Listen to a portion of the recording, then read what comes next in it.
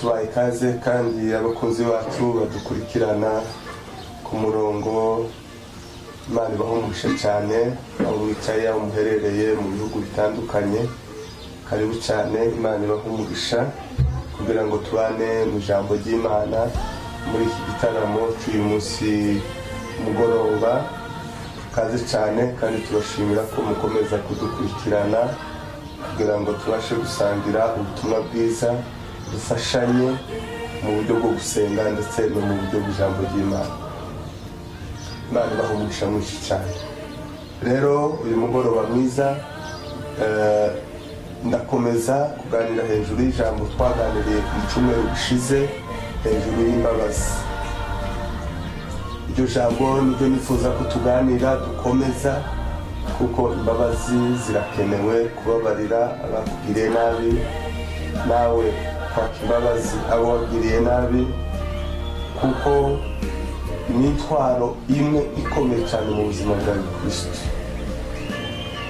Ari nacyo bituma usanga abantu barabana mu rusengero bangana, batababarirana, abantu bakabana mu rugo batakundana, batababarirana, abantu bakabaho mu buzima budafite umutima w'imbabazi. Rero umwuka akomeje kumpatira gukomeza kuganira iri jambo ry'imbabazi. Kubabarira abakugiriye nabi, kubabarira abagukoseye, kubabarira abagusabye imbabazi, nawe utanga intambwe ugasaba imbabazi abo wagiriye nabi, cyangwa ukababarira abakugiriye nabi. Rero karibu cyane, twongeye kandi tugiye kuganira icyo cyanditswe. Turagisanga mu Abakolosayi ibice 3 ku murongo wa 12. Reka dusome mwumve uko Bibiliya isaba, cyangwa Bibiliya uko ivuga. Haravuga ngo nuko kuko bikwiriye intore z'Imana zera kandi zikundwa, mwambare umutima w'imbabazi n'ineza no kwicisha bugufi n'ubugwaneza no kwihangana. Turaganira imbabazi nk'umwambaro, cyangwa kwambara imbabazi. Imana idusaba kubabarira abanzi bacu no gusabira abaturenganya. Mu mbaraga zimwe abakristo bagira, mu nkingi ikomeye iba mu buzima bw'umukristo, ni ukubabarira, gutanga imbabazi. Kubabarira bivuye ku mutima, kubabarira bivuye mu bushake bw'Imana. Kure y'imbabazi nta gakiza kahaba. Kure y'imbabazi nta rukundo ruhaba. Uko Yesu yadukunze, uko Yesu yatubabariye ibyaha byacu, uko wababariwe, uko nababariwe, ibyaha byanjye uko byari bingana, ibyaha byawe uko byari bingana, Yesu akakubabarira, akakugira uwera, akakubaraho uko kumukiranutsi. Niko Yesu nawe adusaba kubabarira natwe abatugiriye nabi. Kubabarira ni intwaro ikomeye cyane y'umukristo. Birakomeye cyane, biteye ubwoba cyane kubaho utababarira. Ni ugutsindwa gukomeye, kandi kubabarira bisa no gutsindwa, ariko mu buryo bwo mu mwuka ni ugutsinda. Ni ubutsinzi bukomeye cyane. Kubabarirana mu rugo, kubabarirana mu kazi, kubabarirana mu bo mukorana. Cyumweru gishize twagiye tuvuga icyo kutababarira kuzana. Kutababarira kuzana ubugome mu muntu, kutababarira kuzana byirukana urukundo mu muntu, kutababarira byirukana inshuti. ubu nyine abari inshuti baratandukanye kubera kubura imbabazi, abari abavandimwe kubabarirana kubera kwabuze baratandukanye. Abavandimwe baratandukanye, hari abatagihuza, hari abatagisuhuzanya. Kubera iki? Kubera ko nta mbabazi ziri hagati yabo. Kutababarira byirukana inshuti, kutababarirana bisenya imiryango, bisenya ingo. Kutababarira, kubabarira rero, hano umwanditsi Pawulo yabwiye Abakolosayi, arababwira nk'uko bikwiriye intore z'Umwami Yesu, kuko bikwiriye. Nimba uzi ko wamenye Imana, nimba uzi ko uri uwa Kristo, nimba uzi ko uri Umwami Yesu, hari icyo usabwa kwambara uyu munsi, hari icyo usabwa kwambara mu buzima bwawe, hari icyo ugomba kwambara mu mutima wawe. Ni imbabazi. Kwemera guca bugufi ugasaba imbabazi, nawe ubwawe gutanga imbabazi kuzi gusaba. Hari urugero rukomeye, ingero zibiri zitangaje cyane natangaje hejuru y'imbabazi. Stefano ni urugero rumwe rukomeye cyane rwo gutanga imbabazi. Yatanze imbabazi bamutera amabuye, yatanze imbabazi bamugirira nabi. Mu gihe yagirirwaga nabi, nicyo gihe yatangaga imbabazi, akababwira ngo agasenga Imana, agasabira abaye bamutera amabuye, agasabira abaye bamugirira nabi. Asenga Imana, aravuga ngo Mana ubababarire kuko batazi icyo bakora.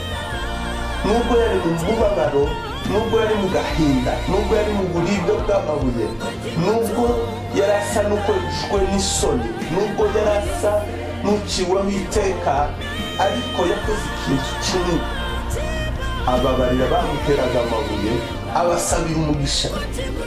Mu buryo bw'umubiri yari asa n'utsinzwe, yari asa n'usuzuguritse kwicishwa amabuye, ariko mu buryo bwo mu mwuka imbere y'Imana yaratsinze, yaranesheje, yarakoze ubushake bw'Imana. Muri cya gihe yababariraga byatumaga yerekwa Yesu, akabona ubundi bwiza bukomeye agiye kujana. Kubabarira, iyo umuntu ababariye aba yinjiye mu bundi bwiza bw'umwuka.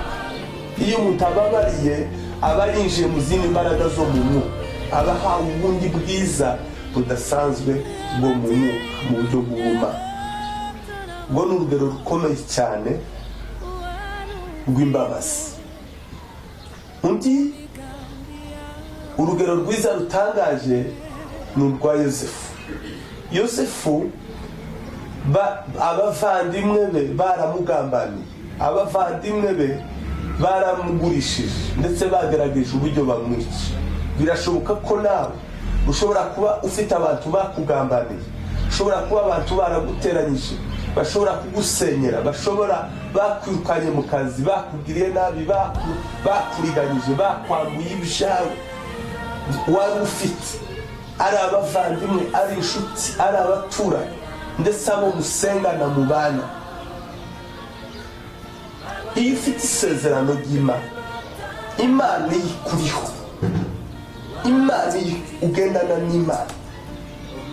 Yosefu arababarira, yabababariye bakimugurisha. Nicyo cyatumye, kubera ko Imana yari imuriho, yanze gukora icyaha, yanze kubabaza Imana. Aho yagiye aca hose mu buzima bwe, yanze gukora icyaha. Kubera iki? Kubera ko yari azi icyo ari cyo, kubera ko yari azi ko ari umwami, yari azi isezerano ry'Imana rimuriho. Ubwo rero muri Kanani habaye inzara, bakuru be baza guhaha muri Egiputa, basanga Yosefu ari we mutware utanga ibiryo. Arababwira, ndetse bashaka kugira ikibazo bamaze kumumenya, ababwira ko atari bo babikoze, atari bo babikoze, ahubwo ni Imana yabishatse. Imana ishobora kukwemerera guhura n'intamara kugira ngo ikwigishe igukuze, kugira ngo uneshe. Niho imbaga nyamwinshi banesherejwe. Ntibishoboka ko wabana n'abandi ngo bareke kugukosera cyangwa nawe ukosera abandi, ariko imbaraga z'abakristo ziba mu kubabarira. Imbabazi mu butsinzi bukomeye. Rero uyu mugoroba mwiza ndakwinginga kugira ngo Bibiliya twingingira, ijambo ry'Imana riratwingingira kwambara umutima w'imbabazi, kwambara imbabazi kwambara imbabazi. Imbabazi, umuntu uzi imbabazi Yesu ahora amugirira, umuntu uzi ibyaha yakoze akamenya intege nke ze, umunsi ku munsi akaba imbere y'Imana asaba Imana imbabazi, uwo muntu atanga imbabazi byihuse cyane. Ariko umuntu utazi agaciro k'imbabazi Imana imubabariye, uwo biragoye cyane nawe gutanga imbabazi. Uyu mugoroba mwiza ijambo ry'Imana riragusaba kwambara imbabazi. Kugira neza uwakugiriye nabi birasa n'ubusa, kubabarira uwakugiriye nabi birasa n'ubusa, ariko mu buryo bw'ubumana imbere y'Imana n'intsinzi ikomeye cyane. Aricyo gituma bingingira muri uyu mugoroba mwiza, utitaye ku zo wagiriwe, utitaye ku buremere bw'ibyo wanyazwe, utitaye ku bibi wagiriwe bitambaye, wowe icyo ugomba guharanira ni ubutsinzi mu buryo bw'ubumana, ni ubutsinzi imbere y'Imana, ni ukubabarira. Kutababarira ni igikuta kinini gituma abantu badatera imbere mu buryo bwo mu mwuka. Kutababarira gutuma umuntu adatera imbere mu buryo bwo mu mwuka. Turasoma mu gitabo cya Yuda igice cya mbere ku murongo wa 2.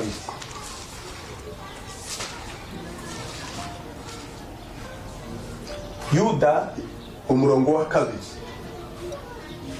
haravuga ngo imbabazi n'amahoro n'urukundo bigwire muri mwe. Imbabazi, amahoro n'urukundo. Imana idusaba ngo kuba bihora byuzuye mu buzima bw'umukristo.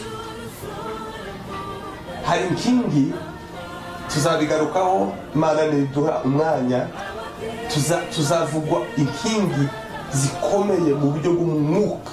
Umuntu ufite izo nkingi ntibishoboka ko ashobora kunebwa cyangwa kunanirwa mu rugenzi, cyangwa ashobora gusubira inyuma. Hano baratubwiye ngo imbabazi n'urukundo n'amahoro ngo bigwire muri wowe, zuzure, bibe zuzuye muri wowe. Bizaguhesha imbaraga zo gusenga, bizaguhesha imbaraga zo kwegera Imana, bizaguhesha imbaraga zo kudatsindwa. Umuntu wuzuye imbabazi muri we, akuzura urukundo muri we, akagira amahoro, uwo muntu udashobora kureba, ntibishoboka. Uwo muntu Satani aramutinya kubera ko aba afite kamere y'ubumana, aba afite kamere y'Imana mu buzima bwe, mu biranga Imana, muri kamere y'Imana, muri kamere y'Umwami Yesu. Ni urukundo n'imbabazi n'amahoro. Yesu ubwe ni umwami w'amahoro. Ufite amahoro mu buzima bwawe. Kujya abantu batagira imbabazi nta mahoro bagira, kuko abarusha, abayikoreye, abaremerewe n'ibyo yakoreye, umutima uba uremerewe, umutima uba wuzuye, umutima uba urusha. Yesu yaje kuruhura abarusha. Yesu yaje kuruhura abaruhijwe no kutababarira. Yesu yaje kuruhura abantu bafite intimba mu mitima yabo. Yesu yaje kukuruhura, umuntu wikoreye, umuntu ugendana umunsi ku munsi, umuntu ubitse mu mutima wawe, biragusaba kuruhuka kugira ngo ugire amahoro. Iyo Yesu rero yinjiye mu buzima bw'umuntu, amuha umutima w'imbabazi. Ikizakoreka kuko Yesu atuye mu buzima bwawe, ikizakoreka kuko umaze gukura mu buryo bwo mu mwuka, mu kugira umutima w'imbabazi. Kure imbabazi nta Kristo uhari, kuko nawe yarakubabariye. Nta mirimo myiza wakoze, nta byiza twakoze zatumye Imana idukunda. Ni imbabazi z'Imana. Birabaho kuko urukundo rw'Imana ruri, kuko urukundo rwinshi Imana yadukunze, yaduhaye umwana wayo. Bibiliya itubwira ngo twari turi amasezerano, titwari dufite Imana rurema, titwari ubwoba, ariko ngo twigishwe hafi n'amaraso ya Yesu. Imbabazi nizo zituma inshuti zongera gusabana. Imbabazi nizo zituma abatandukanye mu rugo bongera kandi kuba. Imbabazi nizo zihuza ababiri bakaba umwe. Imbabazi nizo zihuza abantu bakababarirana kugira ngo izina ry'Uwiteka rikomeze rihabwe icubahiro. Imbabazi z'Imana zirakomeye. Dusome mu Baefeso ibice 4:32, twumve uko avuga.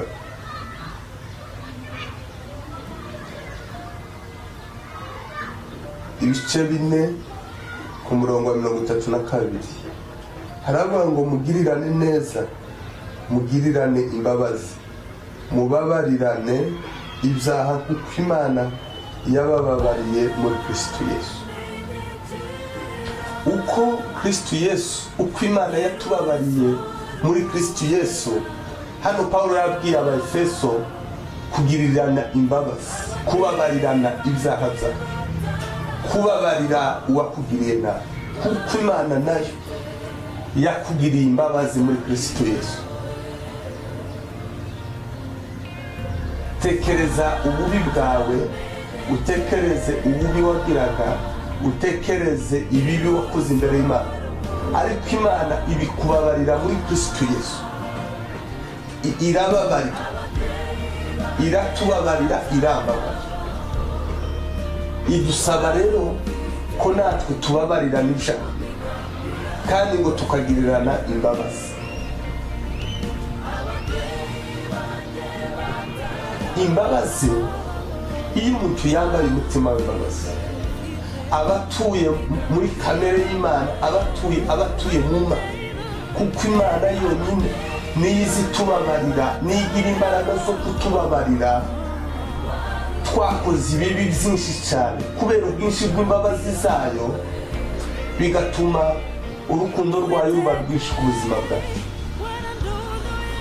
Kandi imbabazi z'Imana iyo zivuye ku muntu, ni igitangaza gikomeye. Imbabazi z'Imana zihora kuri twe. Imbabazi z'Imana, uko imbabazi z'umubyeyi zihora ku bana be, nubwo umwana ashobora kuba akora amakosa, akora ibibi byinshi cyane, ariko imbabazi ku mwana, ku mubyeyi zihoraho, tiziza zigera. Nubwo yo kwita umwana, nubwo yo, ariko hari imbabazi, hari ikibahuza, hari isano bafitanye bituma umubyeyi aho zimbabazi ku bana be, nubwo umwana we yoba mubi gute. Urugero rw'umwana w'ikirara, ndetse uriya mwana w'ikirara bigereranywa n'ubwami bw'Imana. Uburyo umwana yasabye ise umugabane, aragenda arawangiriza, ariko buca agaruke, imbabazi z'umubyeyi yamubabariye akiri. Ubwinshi bw'imbabazi bw'umubyeyi we, ndetse umwana aramwe ngo ntabwo ukwiriye kwitwa umwana wawe, ahubwo ungire umugaragu. Ariko imbabazi ise yaragufitiye n'urukundo tizari gutuma mugira umugara, tizari gukunda umwana n'umwana nubwo yoba aba ari umwana wawe. Rero imbere y'Imana turi abana bayo muri Kristo Yesu, turi abana b'Imana muri Kristo Yesu. Nicyo bituma aturebera muri Kristo, imbabazi ze nyinshi agirira ziri mu mwana wayo Yesu Kristo. Abari muri Kristo bose izo mbabazi z'Imana zibabaho. Aricyo bituma rero Bibiliya idusaba kubabarirana ndetse no kugirirana imbabazi. Rero nshuti zanje, niba ukeneye kuba umunyembaraga no kubabarira, nukenera kuba umutsinzi mu buzima bwawe n'imbabazi, nukenera ngo urugo rwawe rube rwiza kurushaho cyane n'imbabazi, waba umugabo waba umugore, imbabazi ziganze mu buzima bwawe. Uzambare kumwenda, uzambare mu nshuti wambare imbabazi, mu rusengero mubabarirane, mu kazi ugira imbabazi, bizaguhesha kunesha ibihe byose. Ikindi mumenya, umwanzi wacu ni Satani. Umwanzi wawe ni Satani, ntabwo ari umuvandimwe, ntabwo ari inshuti, ntabwo ari ujya wakugiriye nabi. Umwanzi wawe ni Satani. Reka gufata umuvandimwe nk'umwanzi, reka gufata umubyeyi nk'umwanzi, reka gufata inshuti nk'umwanzi, reka gufata uwakugiriye nabi nk'umwanzi. Oya, umwanzi wawe ni Satani. Umwanzi wawe ni Satani. Hangana na Satani, hangana n'umwanzi wawe. Ariko umuvandimwe ni umuvandimwe, mukunde, mubabarire ni umuvandimwe wawe. Ariko umwanzi ashobora guca mu bavandimwe, umwanzi ashobora guca mu babyeyi, umwanzi ashobora guca mu mugore wawe, Satani ashobora guca mu mugabo wawe, Satani ashobora guca mu bana bawe, Satani ashobora guca mu nshuti zawe, Satani ashobora guca mu baturanyi bawe, Satani ashobora guca mu mupasiteri, Satani ashobora guca mu banyamasengesho. Satani ntaho adashobora guca. Satani yaciye muri Petero. Satani yaciye muri Petero. Yesu acaha Satani, ntabwo yacashe Petero. Yaramubwiye ngo Satani mvindu. Petero ni Yesu wari wamuhamagara, yari intumwa y'Umwami Yesu. Ariko ijwi ryavugiye muri Petero ntabwo ryari Petero, yari Satani. Nicyo cyatumye Yesu acaha Satani, aramubwira ngo Satani imva inyuma. Nicyo cyatumye Stefano abanga Mana ubababarire kuko batazi icyo bakora. Rero uyu mugoroba Imana irakwinginga kubabarira. Reka gukomeza, reka kwiremereza, reka kwiyica, reka kwibuza amahoro. Reka Imana igufashe, reka Yesu agufashe uruhu, reka Yesu agufashe ubabare. Reka umwuka w'Imana. Kubabarira ni igikorwa cy'intwara. Kubabarira ni igikorwa cy'abanyamwuka. Kubabarira ni igikorwa cy'abana b'Imana. Rero babarira. Yesu aragusaba kubabarira kugira ngo nawe ubabarire. Bibiliya itubwira ngo nimwegere mugiye gusenga, nimwegera mugiye gusenga ukibuka ko ari umuntu wakugiriye nabi, ubanze umubabare kugira ngo na so mu ijuru abashe kukubabarira. Reka kubwire iri jambo riti, utababariye, utagize umutima wo kubabarira, tugategereze imbabazi ziva ku Mana. Nutababarira abakugiriye nabi, nutababarira ubagukoseye, tugategereze imbabazi ziva ku Mana. Ari nacyo gituma musanga amasengesho ya benshi nta mbaraga agira. Imana tiyo kumva ufite wikoreye undi muntu mu mutima wawe. Kandi ndabizi ko nawe ibyawe ufite ni byinshi imbere y'Imana, ariko Imana izi kubabara. Imana Yesu yigisha abigisha gusenga, arababwira ngo mujye musenga ngo Mana utubabarire ibyaha byacu kuko natwe tubabarira ababidukoreye. Iyo ni principe y'ijambo ry'Imana. Nimutababarira ababagiriye nabi, namwe muzababarira imbere y'Imana. Dufite rero imbaga nyinshi zagize, kandi niyo twaro ikomeye Satani agenda akoresha yo gutandukanya abantu. Imbabazi zikabura, nicyo gihe hazagera abantu bakarwana bari mu rusengero. Abantu muri korari bato babakiramukanya bitwa ko barakorera Imana. Ni igitangaza cyane. Kubera iki? Hirya y'imbabazi hari ubugome, hirya y'imbabazi hari urukundo ruhaba. Kandi ndababwira ngo hirya y'urukundo nta gakiza, hirya y'urukundo nta Mana ibayo. Imana iba mu rukundo, Imana iba mu mbabazi zayo. Biratubwira ngo ni umutunzi w'imbabazi.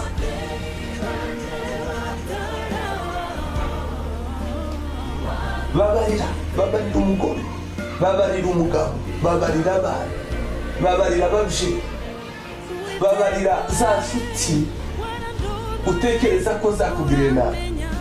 Babarira, ugira amahoro, ugira ibyishimo imbere y'Imana. Wemere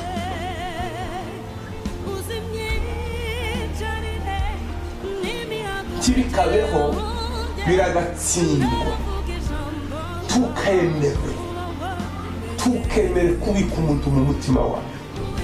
Tukemere kurarana wikoreye umuntu mu mutima wawe. Icyo dusabwa kwikorera, icyo dusabwa kuzuza mu mitima yawe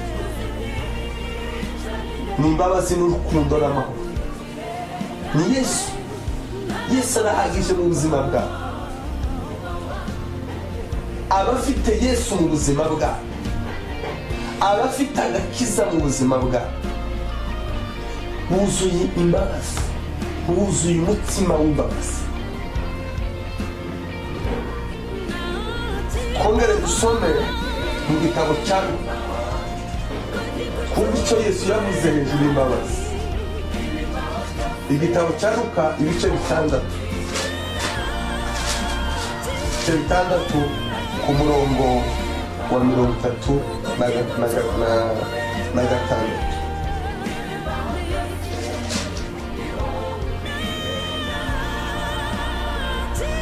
Haravuga gutya: mugirirane imbabazi kuko so nawe azigira.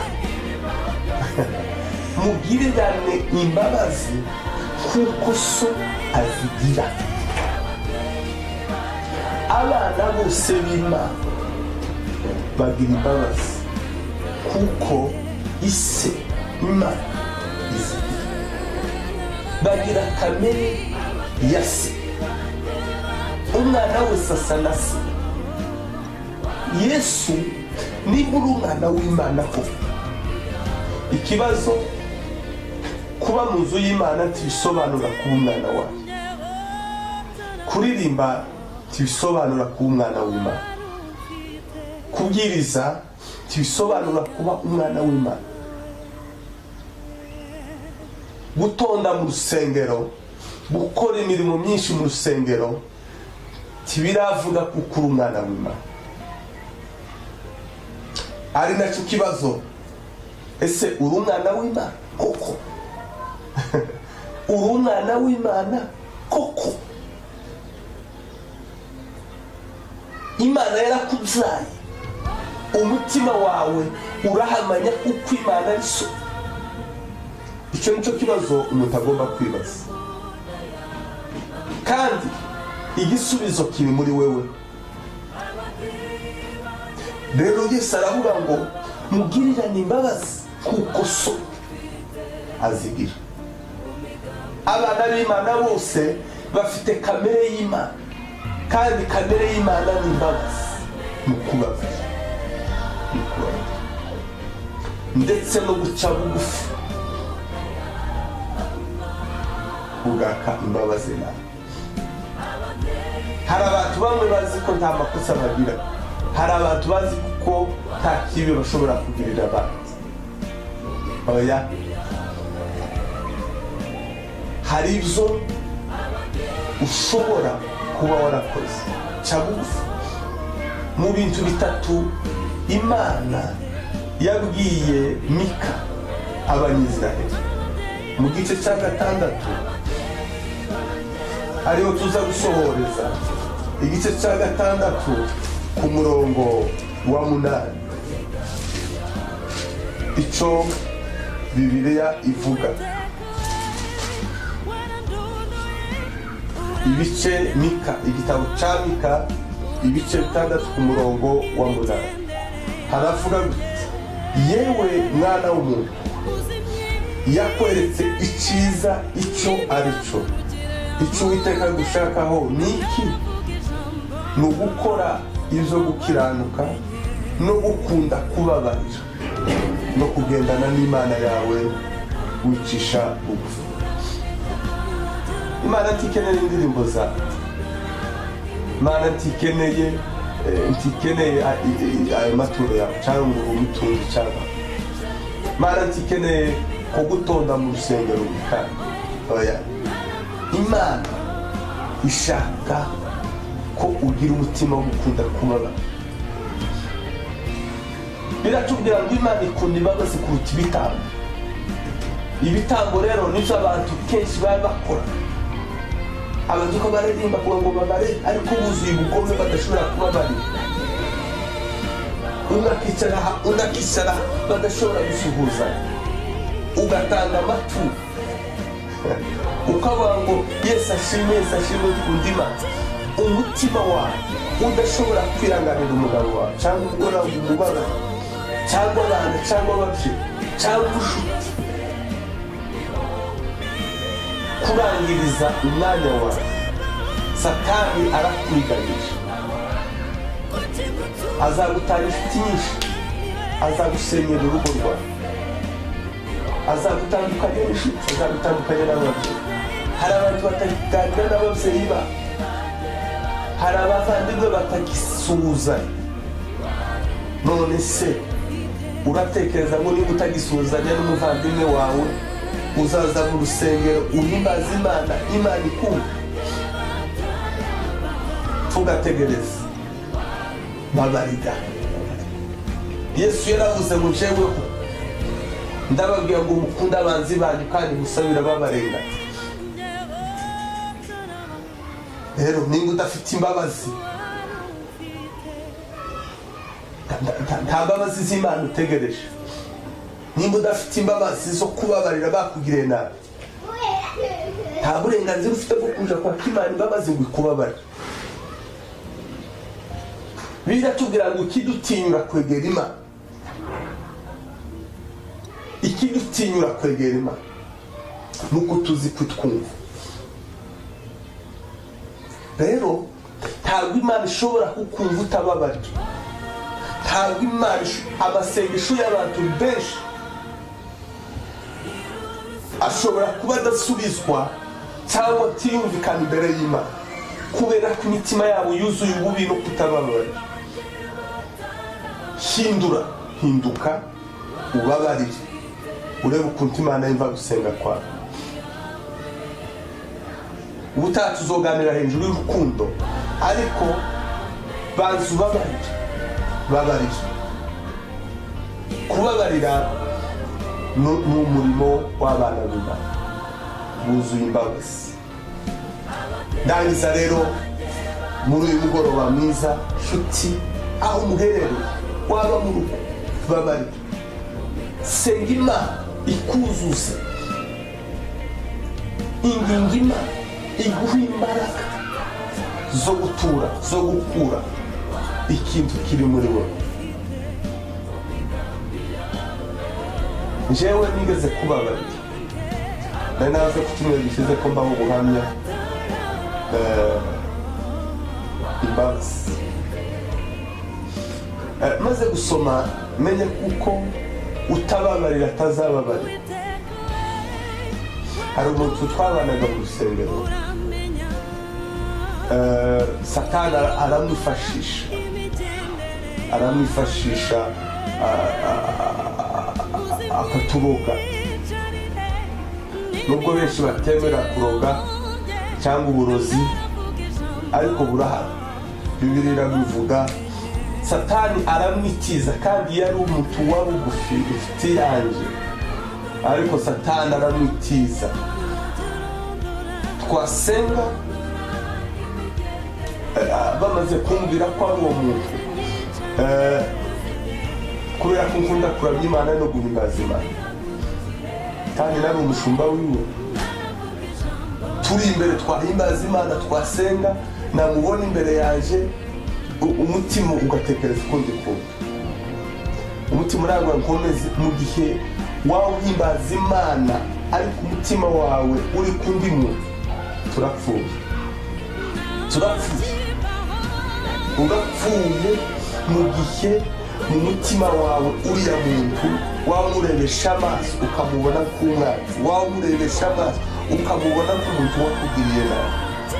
Urapfuye kandi nutareba neza uzogira ikibazo. Ubwo kubera kuko Imana yaduhaye ibyishimo no gusoma ijambo ry'Imana, ubwo maze kumenya ko Bibiliya imbwiye ngo nutababarira tuzongera kubabarira, nutababarira nawe kandi nzi integekeya, kandi mbona imbere y'Imana ninginga Imana ngo imbabarire, ingirire neza imbabarire.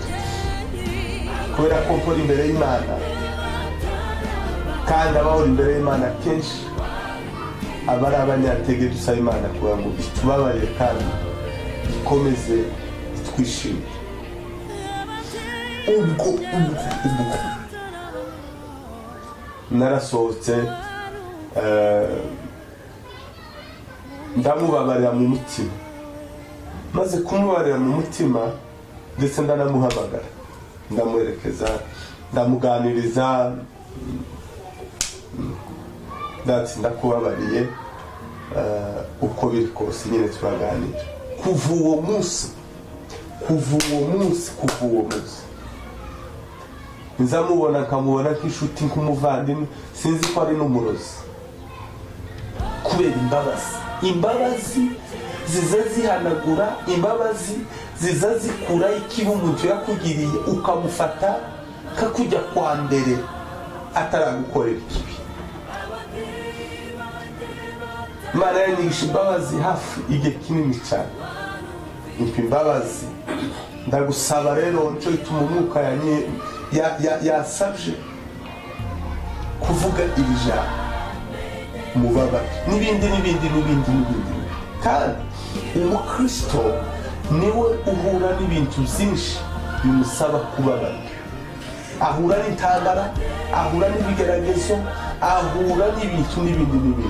Icyo gihe rero iyo utanga imbabazi, iyo udafite imbabazi mu buzima bwawe, uza uhinduka umunsi ku munsi, ugahura na kimwe kikaguhinduka. Ejo ukakira ubugome, ejo ukakira ishari, ejo ukakira urwango, ejo ukakira, ugasanga waratsinzwe mu buryo bumwe, ejo ukananirwa kubera kutababaza. Rero Imana ibaha umugisha, Imana ibakomeze, Imana ibaha imbaraga zo kubabarira. Muture muruhuke. Yesu yaje kuruhura abarusha, abantu bose bakababarira bararusha, abatagira imbabazi bararusha.